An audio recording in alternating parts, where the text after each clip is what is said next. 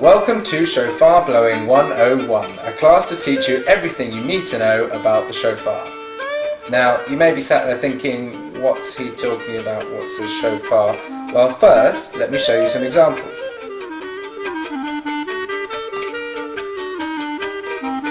The shofar is an item used in the Jewish religion and looks like this.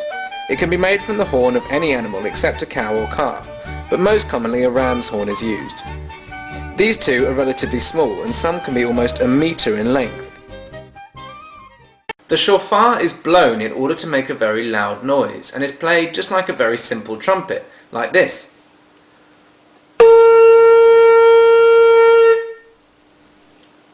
In biblical times, the shofar was used to announce the new moon and the beginning of festivals, and was later used as a signal to commence battle. But today, however, we just use it in certain religious ceremonies, on Rosh Hashana, the Jewish New Year, and on Yom Kippur, the Day of Atonement, which falls a week later. Playing the shofar, like I said before, is just like playing a brass instrument. To get a note out of the thing, you have to sort of blow raspberries against the mouthpiece in order to make a sound like this. Now there are two, and only two, different notes you can get out the shofar, a low note and a high note. And again, just like a brass instrument, to get to the high note you tighten your lips, and then to get back to the lower note you loosen your lips again, like this.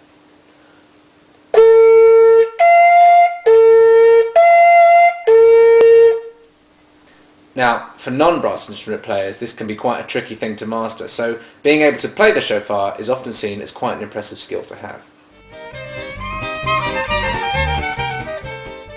The shofar is mostly used on Rosh Hashana, and indeed Rosh Hashana, the Jewish New Year, is sometimes known as the day of the shofar blast, or Yom Teruah in Hebrew. During the service, the rabbi will give various calls which signify how the shofar should be played, and I'm going to teach those to you now.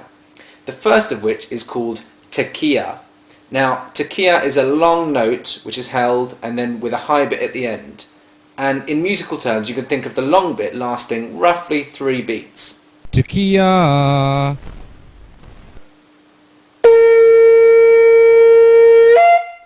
The second call that the rabbi will give is shevarim, and shevarim is 3 notes, each of which go up at the end, where each note has roughly 1 beat's length. So this is shevarim. Shavarim.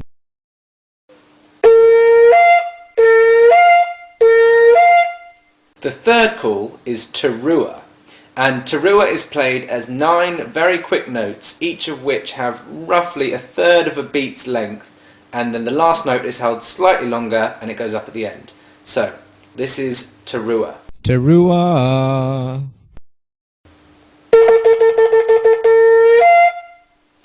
The final call the rabbi will give, which signifies the end of the shofar blast, is called tekiah gadola, which just means big tekiah. And tekiah, if you remember, was the first call I taught you earlier. Now, it's supposed to be played just as a longer held tekiah note.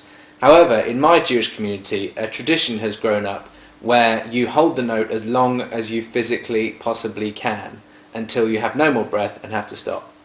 And what I'm going to try and do now is hold this note for as long as I possibly can and count with me and see how well I do. So, wish me luck. This is tekiah gadola. Tekiah gadola.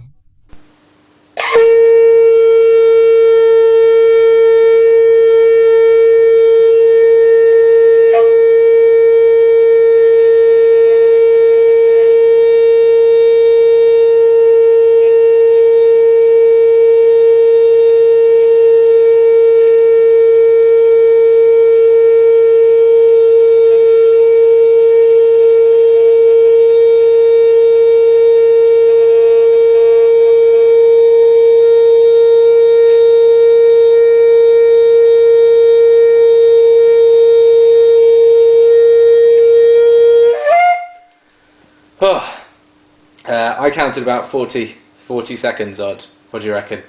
I don't know, I think I did pretty good. So that's basically all you need to know about the shofar and shofar blowing, and a little bit of history thrown in there as well. I'm off to go catch my breath, and you can go off and share these facts with your friends and impress your neighbours.